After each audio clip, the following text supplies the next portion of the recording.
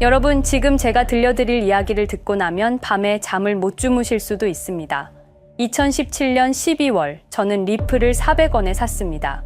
그때만 해도 JP 모건, 뱅크 오브 아메리카, 스탠다드 차타드, 거대 은행들이 리플과 손잡는다는 소식에 기대가 컸습니다. 그리고 실제로 한 달 뒤 3,500원까지 올랐습니다. 수익률 800%. 저는 천재가 된 기분이었습니다. 당시 리플은 정말 무섭게 성장하고 있었습니다.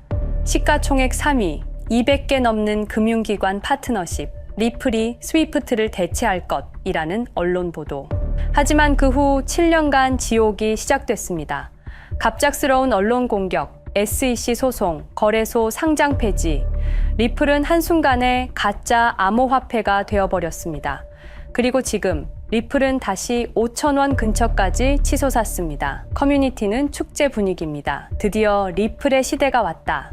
하지만 여러분, 혹시 기억하십니까? 2017년 말입니다. 그때도 지금과 똑같았습니다. 저는 이상한 점들을 발견하기 시작했습니다.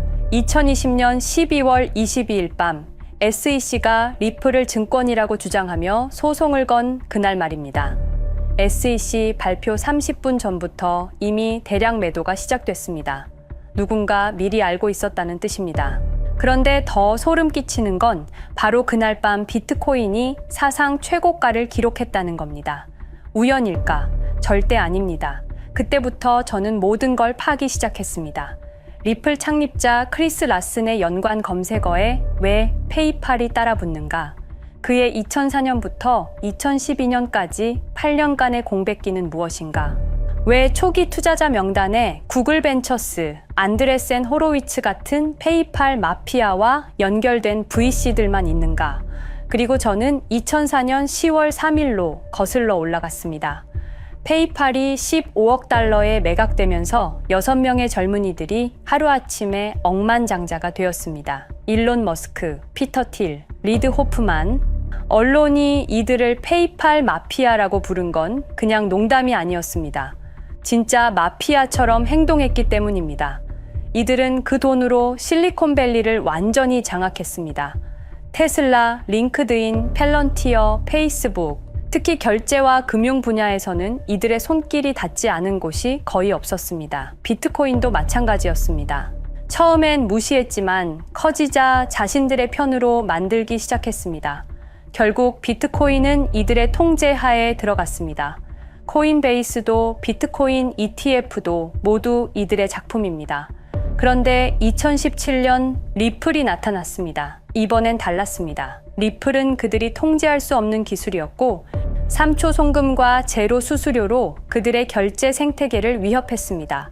그래서 이들은 결정을 내렸습니다. 리플은 제거해야 한다. 체계적인 공격이 시작되었습니다. 첫째, 언론 조작. 갑자기 모든 언론이 가짜 암호화폐, 중앙화 코인이라며 공격했습니다. 둘째, 커뮤니티 분열. 비트코인 맥시멀리스트들이 집중 공격을 시작했습니다. 셋째, 거래소 압박. 코인베이스의 리플 상장 거부가 대표적입니다. 그리고 마지막, SEC 소송입니다. SEC 위원장 게리 겐슬러는 골드만삭스에서 18년간 일한 인물이었습니다. 이제 전체 그림이 보이기 시작합니다. 여러분이 알고 있는 리플은 사실 리플이 아니었습니다. 처음부터 끝까지 하나의 거대한 실험이었습니다. 그들은 비트코인처럼 시스템을 무너뜨리는 대신 시스템 안에서 자신들이 새로운 중심이 되는 방법을 택했습니다. 은행 친화적 암호화폐라는 이름으로 말입니다. 다행히 리플은 살아남았습니다. SEC 소송에서 승리했고 다시 성장할 기회를 얻었습니다. 하지만 안심하기엔 이릅니다. 이들이 쉽게 포기할 사람들이 아니기 때문입니다.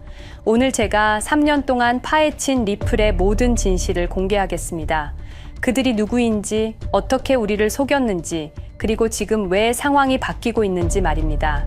역사를 모르는 자는 역사를 반복합니다. 이번에는 절대 당하지 맙시다. 준비되셨습니까? 충격적인 이야기가 시작됩니다. 여러분, 제가 오늘 들려드릴 이야기는 단순한 투자 실패담이 아닙니다. 이것은 21세기 가장 정교한 금융 암살 사건에 관한 이야기입니다. 2020년 12월 22일 오후, 우리가 투자했던 리플이 하루아침에 반토막이 났습니다.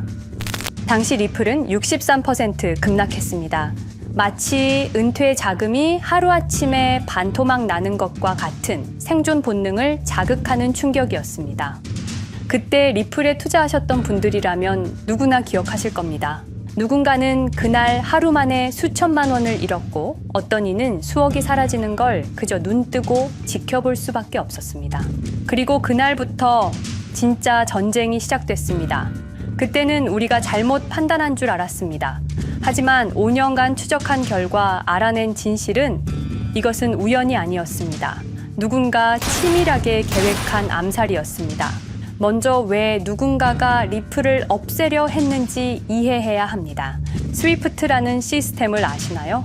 현재 200여 개국 11,000개의 금융기관이 사용하는 글로벌 송금 네트워크입니다. 벨기에 본부를 두고 있지만 실질적으로는 미국이 완전히 통제하고 있습니다. 스위프트가 왜 무서운 권력이라고 말을 하냐면요. 2012년 이란 핵제재 때 이란 은행들을 스위프트에서 완전 퇴출시켰습니다. 그 결과로 이란의 경제는 즉시 붕괴가 됐죠. 그리고 2022년 러시아의 우크라이나 침공 후 러시아 주요 은행들도 스위프트에서 퇴출됐는데 그 직후 바로 러시아의 루블화는 30% 이상 폭락했습니다.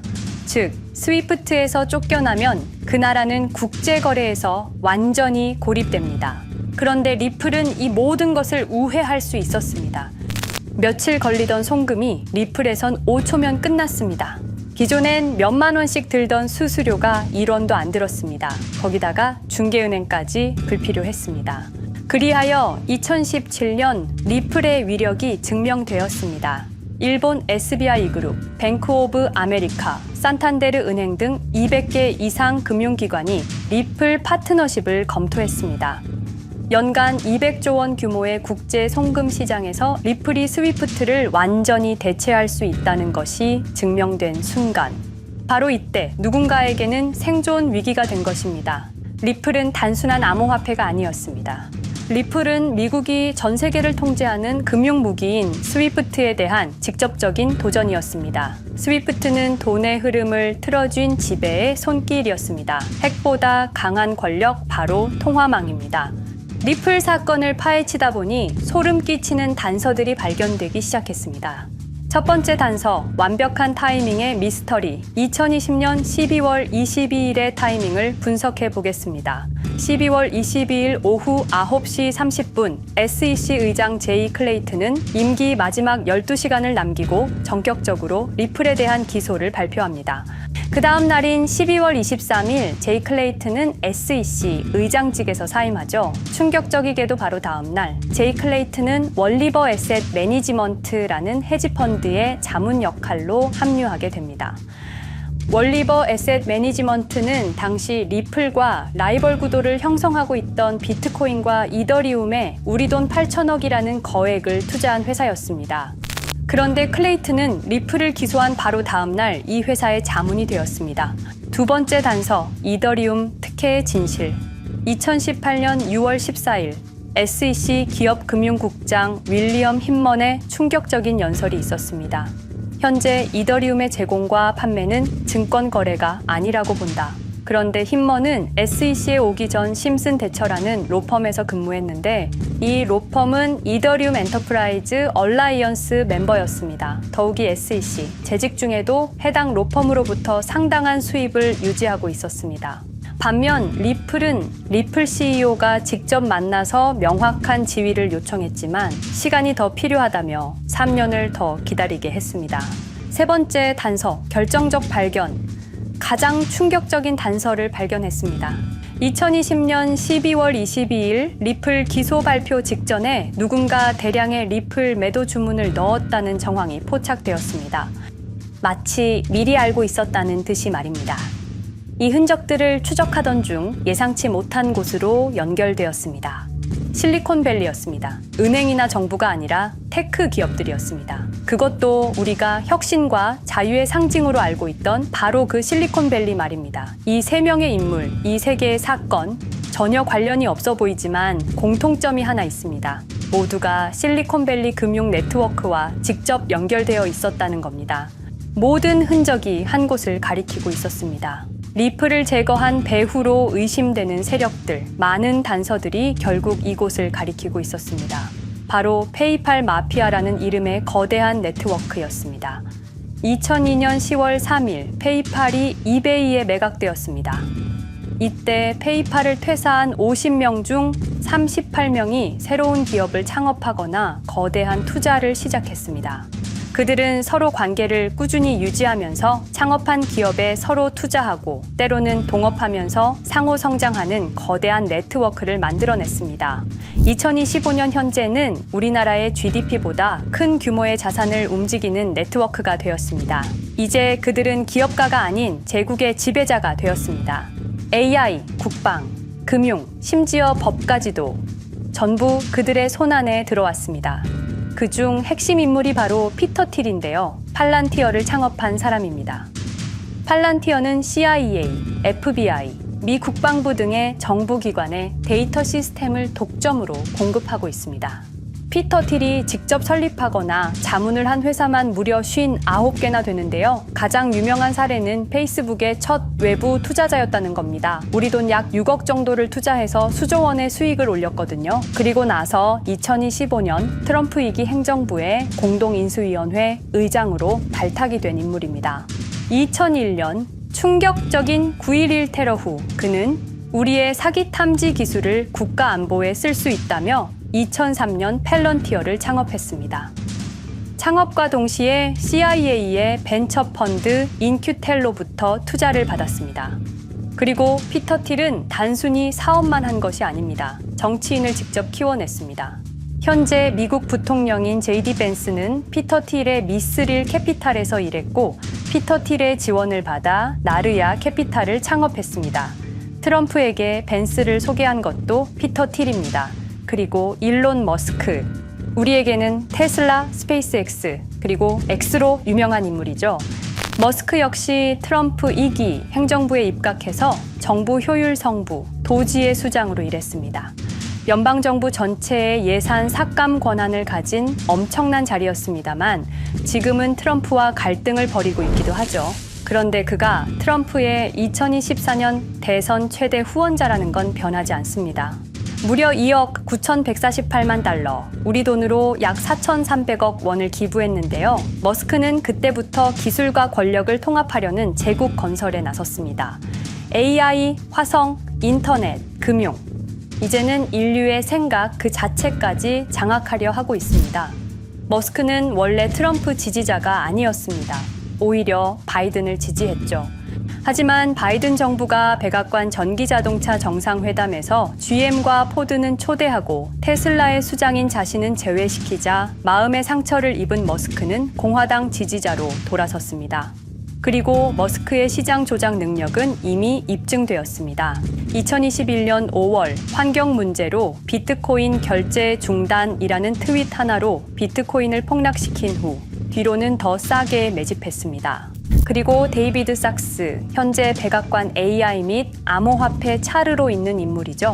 모든 암호화폐 정책 최종 결정권을 가진 자리에도 페이팔 마피아가 장악한 겁니다. 마지막으로 제드 맥켈럽, 우리에게는 리플의 배신자로 알려진 인물인데요. 아시는 것처럼 리플 공동 창업자였지만 리플을 나와서 스텔라루멘을 출시한 사람입니다. 2013년 리플 퇴사 후 90억 개의 리플을 보유한 상태로 갈등을 벌이다가 결국 2022년 7월까지 리플을 완전 매도해서 4조 2천억의 천문학적인 수익을 올렸습니다. 자, 그런데 여기서 기묘한 커넥션이 나오는데요. 2025년 6월 페이팔의 페이팔 USD가 스텔라루멘 체인으로 이전을 발표합니다. 그리고 SEC 의장 제이 클레이튼도 이들과 연결되어 있었습니다. 클레이튼이 리플 기소 후 바로 합류한 월리버 에셋 매니지먼트는 페이팔 마피아들이 투자한 회사였고 원래는 비트코인, 이더리움에 8천억 정도를 투자했다고 알려져 있었지만 올해 초 내부 기밀 문서가 유출되는 사건이 발생합니다. 그 문서에는 스텔라루멘에 700억 가량 투자했다는 사실과 피터 틸의 팔란티어 주식 1조 6천억 원어치, 그리고 페이팔 USD에 대한 투자 내용도 있었습니다. 더욱 충격적인 건 리플 경쟁사들의 집중적인 투자를 이어오고 있었다는 겁니다. 이제 모든 퍼즐이 맞춰지는 느낌이죠. 페이팔 마피아의 리플 제거 작전을 시간 순으로 정리해보자면 1단계, 내부 침투. 제드 맥켈럽이 리플 공동 창업자로 참여해 핵심 기술을 습득한 후 2013년 의도적 갈등 조성 후 퇴사. 90억 개의 리플을 보유한 채 시한폭탄을 설치했습니다. 2단계, 정부 인프라 구축. 피터 틸의 팰런티어가 2003년 CIA 벤처 펀드 투자로 창업 후 2020년까지 주요 정부기관 핵심 시스템을 장악했습니다. 3단계, 경쟁사 특혜 공작. 윌리엄 힌먼을 통해 2018년 6월 이더리움은 증권이 아니다 발언을 이끌어내면서 리플을 3년간 의도적으로 지연시켰습니다. 4단계, 마지막 일격. 제이 클레이튼이 임기 마지막 12시간 전에 리플을 기소한 후 다음 날 사임, 바로 그 다음 날 리플 경쟁사에 투자하는 회사의 자문으로 합류했습니다. 5단계, 대체제 준비. 2023년 8월 페이팔 USD 스테이블 코인을 출시하고 2025년 6월 제드의 스텔라 블록체인으로 확장을 발표했습니다. 제드의 리플 매도 자금이 스텔라 개발에 투입되었습니다. 6단계, 정치권 완전 장악. 데이비드 sak스가 모든 암호화폐 정책 최종 결정권을, 일론 머스크가 정부 예산 삭감 권한을, 피터 틸이 트럼프 인수위원회 공동의장직을 차지했습니다. 동시에 테크 기업들의 로비 활동도 급증했습니다. 메타는 2024년 역대 최고 금액인 2,443만 달러를 로비로 지출. 메타의 로비스트는 2016년 31명에서 2024년 65명으로 증가했는데요. 의원 8명당 로비스트 1명을 붙인 꼴입니다. 아마존은 의원 6명당 1명씩 담당 로비스트가 붙을 정도로 규모를 확대했고요. 7단계, 경쟁 세력 완전 제거. 데이비드 sak스가 백악관 정책 담당자로 취임한 지 2주 만에 리플이 지난 수년간 워싱턴에 배치해 놓은 주요 로비스트들이 하루아침에 모두 축출되었습니다. 공식적인 이유는 이해관계 충돌이었지만 실제로는 경쟁 세력 제거 작전이었습니다. 이로써 리플을 대변할 수 있는 마지막 정치적 통로마저 완전히 차단되었습니다. 페이팔 마피아의 계획은 리플 공격이 끝이 아니었습니다. 현재 새로운 타겟을 노리고 있습니다. 그리고 그 타겟은 단순한 암호화폐가 아닙니다. 그건 머스크조차 경계할 수밖에 없는 존재, 통제 불가능한 AI 코인이었습니다. 리플에 대한 공격이 성공한 것처럼 보이지만 그들이 아직 해결하지 못한 하나의 문제가 남아 있습니다. 한 AI 코인이 일론 머스크의 테슬라 AI와 XAI를 위협할 수 있는 기술력을 가지고 있다는 것입니다. 그래서 전략이 바뀌었습니다. 죽일 수 없으면 소유하자. 머스크가 이 코인을 경계하는 증거들이 몇 가지 있는데요. 지난 6개월간 머스크의 행동 변화가 포착되었습니다. XAI에 대한 급격한 추가 투자 발표가 이어졌고 테슬라 AI 개발 속도를 급격히 가속화시키고 있습니다. 그리고 특정 AI 기술에 대한 부정적 언급이 증가하고 있는데요. 이 AI 코인은 현재 진짜 AGI 구현이 가능한 탈중앙화 AI 네트워크를 구축하고 있고 초당 수십억 단위의 연산을 처리할 수 있는 진짜 분산형 뉴럴 네트워크 기반입니다. 수백만 개의 노드가 연결된 분산 뉴럴 네트워크, 테슬라도 메타도 이 기술만큼은 아직 구현하지 못했습니다. 현재 기술로는 단 하나뿐입니다. 그러나 시가총액은 테슬라의 500분의 1 수준으로 그들이 매집을 멈추지 않는 이유입니다. 2025년 초, 이 코인의 공식 계정이 X 플랫폼에서 노출 차단된 정황이 포착됐습니다. 광고 계정도 중지됐고 해당 코인에 대한 설명 영상들도 순식간에 사라졌습니다. 이유는 머스크의 경쟁이 될 수 있는 유일한 AI였기 때문입니다. AI는 이제 권력을 쥐는 자가 인류의 사고를 설계할 수 있는 시대의 열쇠입니다. 머스크가 이 코인을 완전히 소유하게 되면 그의 AI 제국은 완성될지도 모르겠습니다. 하지만 문제가 있습니다. 그들은 이 AI 코인을 죽이지 않았습니다. 그 대신 가격을 철저히 짓눌렀습니다. 검색에서는 사라졌고 알고리즘은 배제했습니다. 누군가는 관심 없는 프로젝트라고 말합니다. 하지만 진실은 정반대입니다. 지금도 머스크와 페이팔 마피아의 자금이 그 코인으로 조용히 흘러 들어가고 있습니다. 가격이 낮은 건 무가치해서가 아니라 그들이 싸게 사고 있기 때문입니다. 그런데 이 AI 코인의 정체를 여기 유튜브에서 공개하려 했지만 치명적인 문제를 발견했습니다. 2005년 페이팔의 웹 디자이너와 개발자들이 동영상 공유 서비스를 만들었는데 그게 바로 지금 여러분이 보고 계시는 유튜브입니다. 체드 헐리, 스티브 첸, 자베드 카림, 유튜브 창립자들도 모두 페이팔 출신입니다. 게다가 일론 머스크는 현재 X를 소유하고 있습니다. 이러한 플랫폼들에서 그들의 AI 제국을 방해하는 정보를 공개하면 검열당할 위험이 있습니다. 그런데 제가 이 코인의 정체를 세상에 폭로한 게 이번이 처음이 아닙니다. 어떤 이유에선지 그 영상은 삭제되었고 이후 채널도 더는 운영할 수 없게 되었습니다. 커뮤니티 가이드라인을 위반한 적은 없었지만 불편한 진실이 다뤄질 때마다 이런 일이 반복됐습니다. 이건 단지 투자 종목 하나를 공유하는 문제가 아닙니다. 이건 우리가 감시와 통제에 맞서 싸울 수 있는 유일한 기회입니다. 영상의 댓글란에 저항이라고 두 글자를 남겨주시고 010-5528-2156 이 번호로 저항 두 글자만 문자로 보내주세요. 그럼 당신은 지금 머스크가 검열하고 페이팔 마피아가 조용히 매집 중인 그 AI 코인의 정체를 가장 먼저 알게 될 것입니다. 우리는 지금 역사의 분수령을 지나고 있습니다. 진정한 탈중앙화 금융이 실현될 뻔했지만 페이팔 마피아의 방해로 더 강력하고 교묘한 지배자들이 통제하는 세상이 오고 있습니다. 페이팔 마피아가 완성하려는 새로운 세계는 팔란티어를 통해 모든 거래를 실시간으로 감시하고 페이팔의 페이팔 USD를 통해 정부 마음대로 계좌를 동결시킬 수도 있고 차세대 스위프트를 통해 우리의 거래를 통제하고 AI 기술 독점을 통해 인류의 사고방식마저 장악하려는 겁니다. 하지만 완전히 포기하기엔 너무 이릅니다. 왜냐하면 진실을 아는 사람들이 늘어나고 있고 브릭스가 여기에 대한 대안을 만들고 있으며 리플의 기술적 우수성은 여전히 변하지 않았고 아직 머스크가 완전히 통제하지 못한 진짜 AI 혁명의 씨앗인 이 코인이 남아있기 때문입니다. 규제 환경이 바뀌고 진실이 밝혀지면 리플은 언제든 재평가받을 수 있습니다.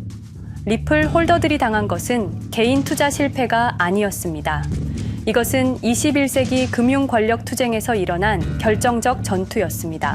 리플은 비록 일시적으로 억압받고 있지만 진정한 탈중앙화 기술은 결코 사라지지 않습니다. 하지만 이 전쟁은 아직 끝나지 않았습니다. 우리가 아무것도 하지 않으면 그들은 모든 것을 가져갈 겁니다. 머스크와 페이팔 마피아는 이 시대 최고의 지배자들입니다. 하지만 그들도 막지 못하는 단 하나가 있습니다. 바로 진실을 알아버린 개인들입니다. 우리는 지금 그들에 맞설 수 있는 거의 유일한 순간에 서 있습니다. 한 통의 문자, 그것은 단순한 신호가 아닙니다. 지금 움직이는 자만이 미래를 차지할 수 있습니다. 지금까지 이 긴 이야기를 들어주셔서 감사합니다. 제가 말씀드린 모든 것들은 사실을 기반으로 하며 대부분 공개된 기록들입니다. 기억하십시오. 우리가 침묵하는 순간 그들의 승리는 완성됩니다. 리플은 억압받았지만 그 정신은 살아남았습니다. 그리고 언젠가 진짜 자유로운 AI가 세상에 다시 등장할 그날까지 우리는 싸움을 멈추지 않을 것입니다. 010-5528-2156 이 번호로 저항 두 글자만 문자 보내주세요. 이 정보는 지금 공개적으로 전할 수 없습니다. 저항이라는 신호를 보내주신 분들께 제가 직접 확인 후 순차적으로 보내드리겠습니다. 당신의 작은 선택이 우리 모두의 미래를 바꿀 수 있습니다. 지금이 바로 우리가 다시 시작할 순간입니다. 저항에 동참해주세요.